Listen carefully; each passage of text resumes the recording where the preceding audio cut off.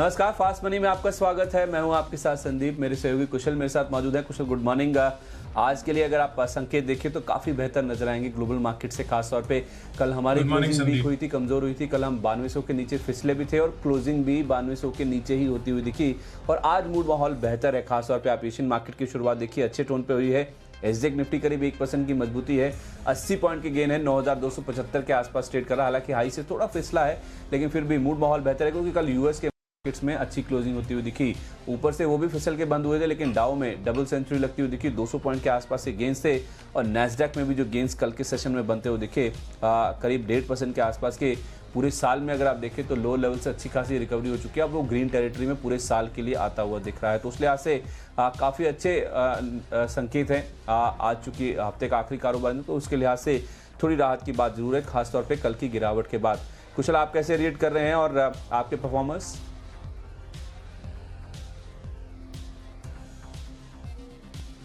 बिल्कुल संदीप, तो आज का जो मूड माहौल है वो काफ़ी पॉजिटिव लग रहा है, क्योंकि यूएस और यूरोप में कल बाजार बढ़ने की एक सबसे बड़ी वजह तो यही है कि चाइना की तरफ से जो एक्सपोर्ट्स डेटा आया है अप्रैल महीने का, वो काफ़ी चौंकाने वाला था।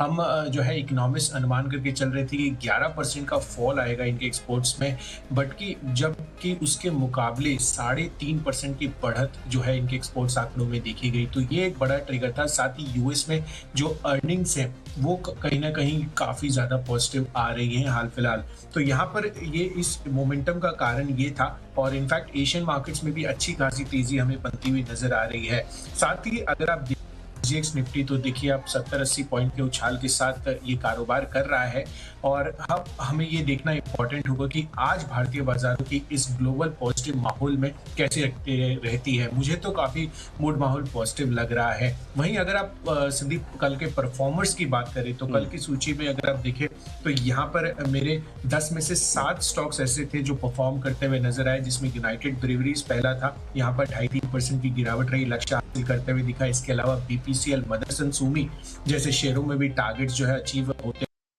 4% की गिरावट बीपीसीएल में देखने को मिली। इसके अलावा अगर आप देखें तो वेदांता भी मैंने आपको बिकवाली करने की राय दी थी। ये भी 78.1 का इसने लो बनाया था, 77.5 का मैंने आपको टारगेट दिया था। इसके अलावा DLF, Oberoi realty, real estate space मैंने कल आपको रेकमेंड किया था खरीदारी के लिए। यहाँ पर भी लक्ष्य जो है हासिल होते हुए नजर आए। और अंत में इन्फोसिस, यहाँ पर भी 674 का इसने बताया था, 682 का मैंने आपको लक्ष्य दिया था। तो 1.5-2% की बढ़त यहाँ पर भी रही। ओके, मेरे स्टॉक्स में अगर आप देखें तो 5 स्टॉक ऐसे थे, मैंने 10 के 10 सेल कॉल्स आपको बताए थे। 5 स्टॉक ऐसे थे जहां पे काफ़ी अच्छा एक्शन देखने को मिला, जिसमें एनआईटी टेक था, कल 3% गिर के बंद हुआ। आरबीएल बैंक के फ्यूचर्स भी दिखे, वो हायर लेवल से किस तरह से प्रॉफिट बुकिंग आई, 3% की कमजोरी यहाँ भी देखने को मिली। इंडिगो भी करीब 1.5% नीचे बंद होता हुआ दिखा। और उसके साथ साथ ऑटो स्टॉक्स में टीवीएस और टाटा मोटर्स के फ्यूचर्स में बिकवाली करने की राय थी। टाटा मोटर्स भी हाई से गिर के बंद हुआ 1% के आसपास की कमजोरी के साथ। और टीवीएस मोटर्स में आप देखिए, मैंने कहा था परसों काफ़ी अच्छे गेन्स बने थे, लेकिन कल आप देखिए 2.25% के आसपास की कमजोरी के साथ ये स्टॉक बंद होता हुआ दिखा। तो 5 स्टॉक ऐसे थे जहां पे काफी अच्छा परफॉर्मेंस देखने को मिल रहा था। आज चूंकि मूड माहौल बेहतर है, कई दिनों के बाद एफआईसी की ओर से खरीदारी का आंकड़ा निकल के सामने आया। हालांकि उसमें एडजस्टमेंट्स होंगे एचयूएल की ब्लॉक डील के भी, लेकिन फिर भी आज के लिए जिस तरह से ग्लोबल संकेत अच्छे हैं, मैं शुरुआत एक बाय कॉल्स के साथ ही करना चाहूंगा। सबसे पहला नाम है एचयूएल का, जहां पे कल हमने ब्लॉक डील होती हुई दिखी थी। ब्लॉक डील के बाद शेयर गिरा भी था और उसके बाद देखिए लो लेवल से शानदार रिकवरी बनती हुई दिखी थी। वो दरअसल इसलिए भी क्योंकि हैंगओवर खत्म हो गया। ये जो जीएसके को अपना स्टेक बेचना था, ब्लॉक डील होनी थी, वो कहीं ना कहीं होती हुई दिखी। और अच्छा खासा करेक्शन अगर आप देखें तो पिछले एक महीने में स्टॉक में हो चुका है करीब 20% के आसपास का। तो अब कहीं ना कहीं मूड माहौल बेहतर है। एक क्रेडिट स्विस की मैं रिपोर्ट देख रहा था, 2400 तक के टारगेट वो दे रहे हैं, तो उस लिहाज से अब एक बाउंस बैक की उम्मीद के लिए आप प्ले कर सकते हैं। 2050 का लक्ष्य है, 1975 रुपए का आप स्टॉप लॉस लगा लें। दूसरा नाम है एशियन पेंट्स का। कल आप देखें तो कई सारे ऐसे कंजम्पशन साइड के आइडियाज थे जो कि काफी कमजोरी के साथ परफॉर्म करे। तो इनफैक्ट एशियन पेंट्स तो अगर आप देखें पिछले कई दिनों में काफ़ी बड़ा जो फॉल है इस स्टॉक में देखने को मिल चुका है। कल भी अगर आप देखें तो पेंट स्टॉक्स में काफ़ी प्रेशर के साथ ही कामकाज होता हुआ दिख रहा था। तो उस लिहाज से अब मुझे लग रहा है कि यहाँ पे एक बाउंस बैक के लिए आपको प्ले करना चाहिए। कुछ अनकन्फर्म्ड न्यूज़ फ्लो भी थे कि यहाँ पे कुछ स्टेक सेल हो सकता है इस कंपनी में, वो भी कुछ अब छटते हुए दिखे हैं वो वाले बादल। तो उस लिहाज से एशियन पेंट्स में हो सकता है कि आज एक रिलीफ के तौर पर आप एक रैली की उम्मीद करके चल सकते हैं। 1645 आपका टारगेट है, 1580 रुपये का आपको यहाँ पे स्टॉप लॉस रखना होगा। कुशल, आपके दो पहले स्टॉक्स?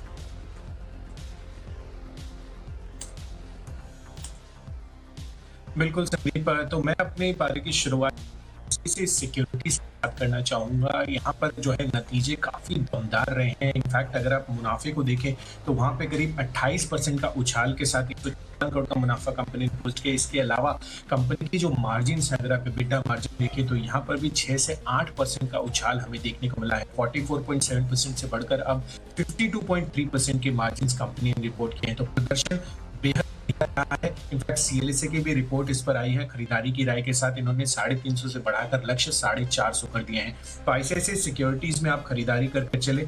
यहाँ पर जो आपको टारगेट बनाना है वो 387 का होगा और 365 का आपको स्टॉप लॉस रखना है। इसके अलावा न्यूलैंड लैब, ये एक ऐसा स्टॉक है जहां पर पॉजिटिव डेवलपमेंट होती हुई नजर आई है। इनकी एक हैदराबाद इकाई है, उनको EIR मिल गया है। तो यहाँ पर 3 से 7 फरवरी के बीच ये जांच हुई थी। तो डेफिनेटली एक बड़ा पॉजिटिव डेवलपमेंट है न्यूलैंड लैब्स के लिए। तो यहाँ पर भी खरीदारी करके चलिए। 428 के लक्ष्य आप रखिए और 400 रुपए का स्ट्रिक्ट स्टॉप लॉस मेंटेन कीजिए।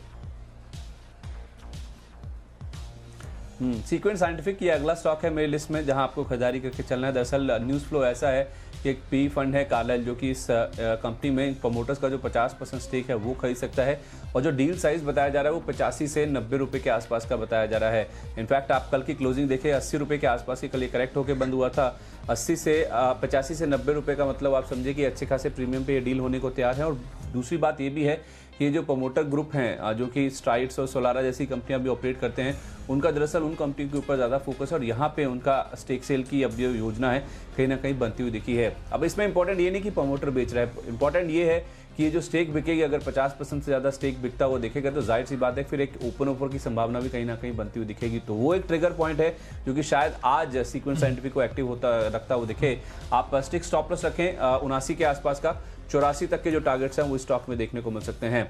अगला नाम है अपोलो पाइप्स का। देखिए ये एक ऐसा नाम है जो कि अमूमन आपको नहीं देखने को मिलता है ज़्यादातर अगर आप देखें हमारी लिस्ट में, लेकिन यहाँ पे इसको आज शुमार करने की वजह है। इनफैक्ट मैं कल भी कुशल इसको सोच रहा था अपनी लिस्ट में शुमार करने की, लेकिन कल मूड माहौल बेहतर नहीं था। आज यहाँ पे शामिल करने की जो वजह है 2-3 दिन से इनफैक्ट प्रमोटर्स की ओर से लगातार खरीदारी होती हुई दिख रही है। इनके एक प्रमोटर हैं समीर गुप्ता, उनकी ओर से करीब 1.5 लाख शेयर इस कंपनी का अक्वायर किए गए हैं 323-324 के आसपास। और पिछले 3 दिनों में अगर आप देखें तो कुल मिला के करीब 4.25 लाख शेयर हैं जो कि 310 से लेके 323 ये रेंज है जिसके बीच में एक्यूमुलेट किए गए हैं। और अच्छी बात यह है कि जिस तरह से बाजार गिरा है स्टॉक उन्हीं लेवल्स के आसपास ही अवेलेबल है, lower end of the range जहां पे प्रमोटर्स खरीदारी कर रहे हैं। 316-317 की क्लोजिंग है। मुझे लगता है कि आज काफ़ी अच्छा मूव स्टॉक में बन सकता है अगर मूड माहौल अच्छा रहा बाजार का। 330, 335, 340 तक भी जाए तो कोई बड़ी बात नहीं है। आप एक 313 का स्टॉप लॉस लगाएं, यहाँ पे तेजी का व्यू बना के चल सकते हैं अपोलो पाइप्स में।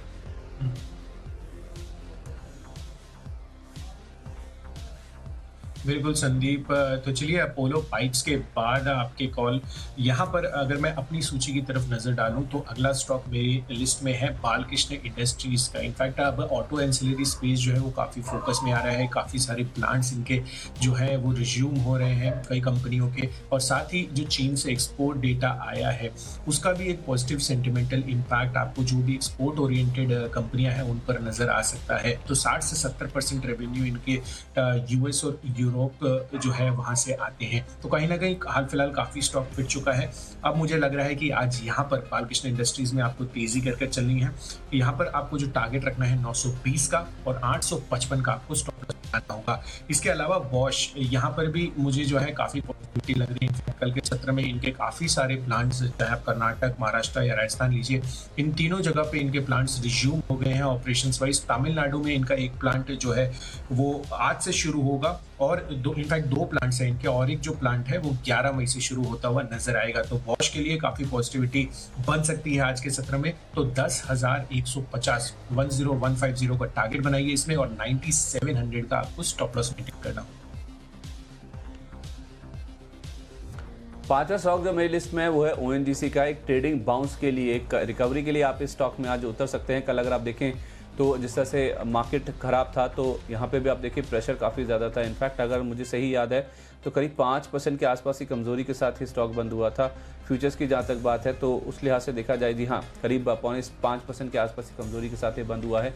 आज मुझे लगता है कि एक बाउंस बैक जरूर देखने को मिल सकता है मार्केट में, तो उसका फायदा कहीं ना कहीं ONGC में आता हुआ दिखेगा। 78-79 तक के टारगेट्स के लिए अप्रोच करें। 74 रुपये 80 पैसे का आप स्टॉप लॉस लगा लीजिए।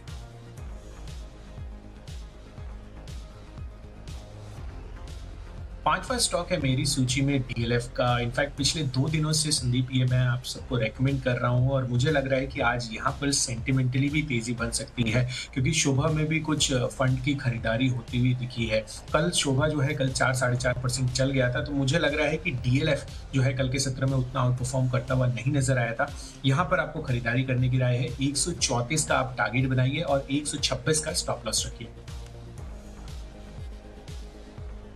ठीक है, तो 5 शेयरों की सूची आपके सामने, सभी स्टॉक्स अभी तक खरीदारी के बताए गए हैं। अगर आपने कोई स्टॉक मिस कर दिया है, एक रिकैप कर लेते हैं। एचयूएल के साथ मैंने शुरुआत करी थी, 2050 का लक्ष्य है, 1975 का आप स्टॉप लॉस रख लीजिए।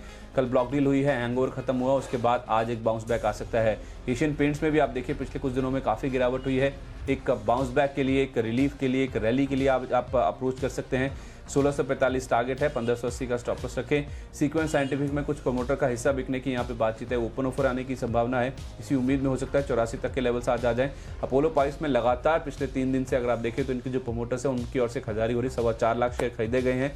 330 का टारगेट लेके इसमें खरीदारी करें, 313 रुपये का स्टॉप लॉस रखें। और ओएनजीसी केवल pure play trading bounce back है आज के लिए, 78 का टारगेट, 7480 का स्टॉप लॉस लगा लीजिए।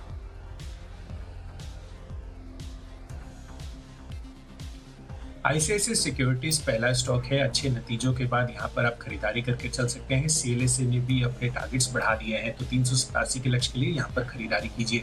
इसके साथ ही न्यूलैंड लैब हैदराबाद इकाई को ईआईआर मिल गया है, तो ये इनके लिए एक पॉजिटिव डेवलपमेंट है, यहाँ पर भी खरीदारी कीजिए। साथ ही बालकृष्ण इंडस्ट्रीज एक्सपोर्ट ओरिएंटेड जो भी कंपनियां हैं, चीन के एक्सपोर्ट डेटा के बाद मुझे लग रहा है कि काफी पॉजिटिविटी के साथ ट्रेड कर सकती हैं। इसके अलावा बॉश, यहाँ पर इनके कई प्लांट्स कर्नाटक, महाराष्ट्र, राजस्थान में शुरू होते हुए नजर आए हैं, तो यहाँ पर भी खरीदारी कीजिए, पॉजिटिव डेवलपमेंट है। और अंत में DLF, sentimentally real estate space काफी पॉजिटिव लग रहा है अभी। 134 के लक्ष्य के लिए यहाँ पर खरीदारी करके चलिए। अभी तक हमने आपको 10 स्टॉक्स बताए हैं, बाकी बचे जो स्टॉक्स हैं उनके ऊपर फोकस करते हैं। मेरे लिस्ट में जो अगला नाम है वो भी खरीदारी का ट्रेड है और वो है कोटक महिंद्रा बैंक, एक प्राइवेट सेक्टर बैंक है।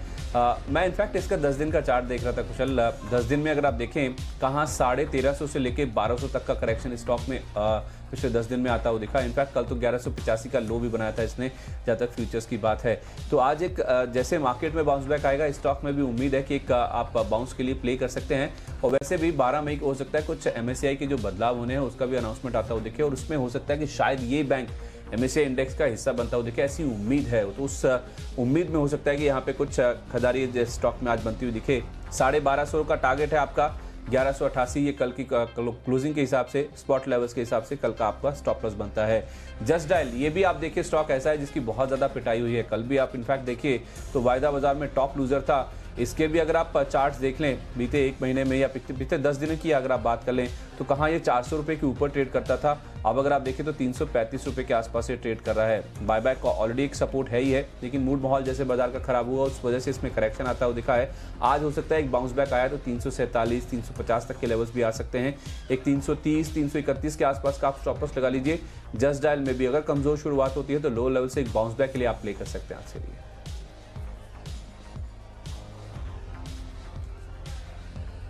बिल्कुल संदीप, तो जस्ट डायल जो है हाल फिलहाल काफी फोकस में भी रहा था। इनफैक्ट 4-5 में जो मूवमेंट है, काफी हाई वॉलेटिलिटी जो है जस्ट डायल में हमें देखने को मिली है। तो यहाँ पर चलिए अब मेरी सूची की तरफ आगे बढ़ते हैं और मारुति सुजुकी जो है वो एक अगला स्टॉक है जहां पर आपको खरीदारी करने की राय है।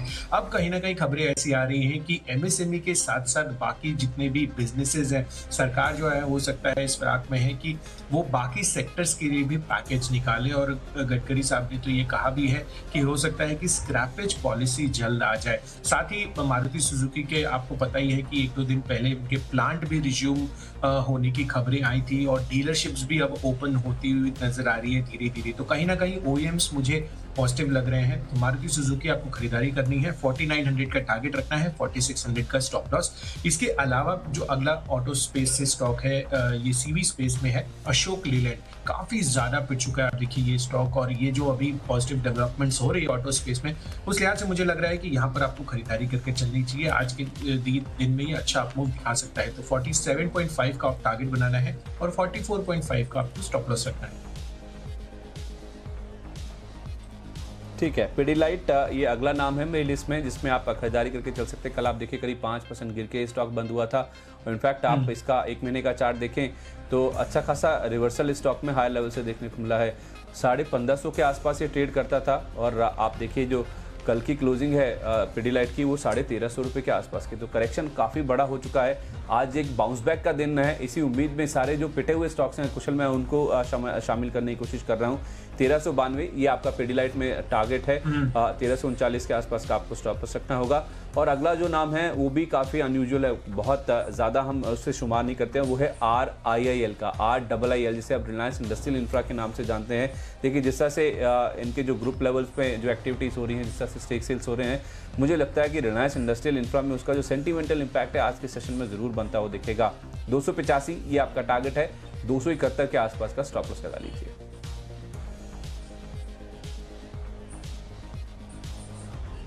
बिल्कुल संदीप, तो चलिए अब मेरी सूची में अगला ऑटोस के बाद मेटल सेक्टर मुझे काफी अच्छा लग रहा है आज के सत्र के लिए, खासकर हिंडाल्को। यहाँ पर आपको खरीदारी करके चलने की राय है, क्योंकि इनकी जो सब्सिडियरी है अमेरिकन नोवेलिस, उन्होंने अपने नतीजे घोषित किए थे और ऑपरेटिंग इनकम जो है इनकी वो अनुमान से बेहतर आती हुई नजर आई। इनफैक्ट CLSA एक्सपेक्ट कर रहा है कि हिंडाल्को की FY20 का जो एबिटा है उसमें 77% नोवेलिस कॉन्ट्रीब्यूट करता हुआ नजर आएगा। तो यहाँ पर आपको खरीदारी करने की राय है। 120 का टारगेट बनाइए इसमें और 113 का आपको स्टॉप लॉस लगाना होगा। साथ ही टाटा स्टील है, इनफैक्ट हिंडाल्को के बाद टाटा स्टील एक ऐसा काउंटर है जहां पर मुझे मजबूती आज के सत्र में बनती हुई नजर आ रही है। तो इस काउंटर में भी आपको खरीदारी करके चलनी है। 282 का टारगेट रखना है, 265 का स्टॉप लॉस बनाना है।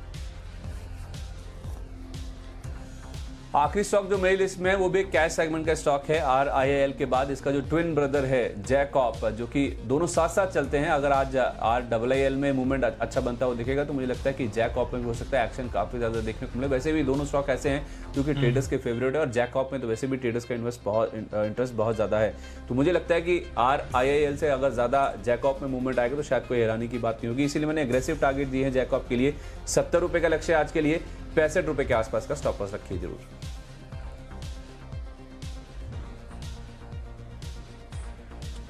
चलिए संदीप, आखिरी स्टॉक मेरी सूची में जो है वो मैरिको का है। इनफैक्ट कल के सत्र में FMCG इंडेक्स सबसे ज्यादा टूटता हुआ नजर आया था और मुझे लग रहा है कि अगर आज मार्केट का मूड माहौल पॉजिटिव है और मोमेंटम अच्छा बन सकता है तो FMCG में जो रिकवरी होगी वो पर्टिकुलरली मैरिको में सबसे पहले हो सकती है, क्योंकि नतीजे इनके बेहतर साइड पर आते हुए नजर आए थे। तो मैरिको में खरीदारी कर चलिए, 310 का टारगेट बनाइए, 90 का स्ट्रिक्ट स्टॉप लॉस मेंटेन कीजिए। ओके, तो 20 शेयरों की सूची पूरी हो चुकी है। पूरी सूची एक बार जल्दी से आपके सामने रख देते हैं। सभी स्टॉक्स खरीदारी के थे मैंने शुरुआत HUL के साथ करी थी। एक ट्रेडिंग बाउंस के लिए आज अप्रोच करें, 2050 का टारगेट है। ब्लॉक डील का हैंगओवर खत्म हो चुका है। एशियन पेंट्स में भी कुछ स्टेक सेल की ऐसी अफवाहें थी, लेकिन ऐसा कुछ भी नहीं हो रहा है। 1645 का टारगेट लेके यहाँ पे भी ट्रेडिंग बाउंस के लिए अप्रोच कर सकते हैं। सीक्वेंस साइंटिफिक में कुछ प्रमोटर के हिस्सा बिक्री की खबरें आ रही हैं। 84 का टारगेट है, 79 का स्टिक स्टॉप लॉस रखें। अपोलो पाइप्स में प्रमोटर लगातार खरीदारी कर रहे 3 दिन से, 330 का टारगेट लेकर खरीदारी करें और एक ट्रेडिंग बाउंस के लिए ONGC में भी 78 के टारगेट के लिए अप्रोच कर सकते हैं। कोटक महिंद्रा बैंक, हो सकता है MSCI के जो अनाउंसमेंट्स होने वाले हैं उसमें ये भी नाम शुमार होता हो। देखिए 1250 का टारगेट लेके इसमें अप्रोच करें।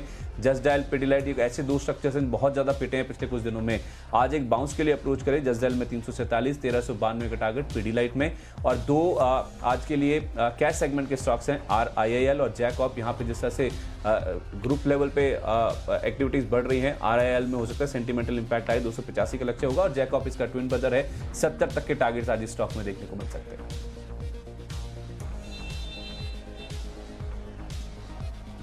मुनाफे में 28% का उछाल और मार्जिन में 7% बढ़ने के लिए बाद मुझे लग रहा है कि ICICI सिक्योरिटीज बढ़िया नतीजों के दम पर अच्छा परफॉर्म कर सकता है, तो यहाँ पर खरीदारी करिए। इसके अलावा हैदराबाद इकाई को न्यूलैंड लैब के लिए जो है हैदराबाद इकाई पॉजिटिव जो है हो सकता है, तो 428 का लक्ष्य के लिए यहाँ पर भी खरीदारी कीजिए। इसके अलावा बालकृष्ण इंडस्ट्रीज और बॉश जो है ऑटो स्पेस से मुझे अच्छे लग रहे हैं, तो यहाँ पर भी खरीदारी कर चले।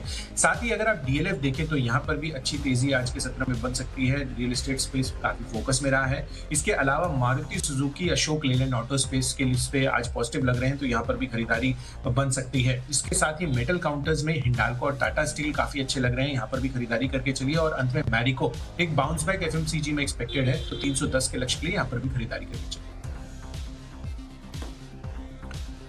चलिए, तो हफ्ते का आखिरी कारोबारी दिन है और ग्लोबल संकेत अच्छे हैं। उम्मीद करते हैं आज का दिन आपके लिए प्रॉफिटेबल होगा।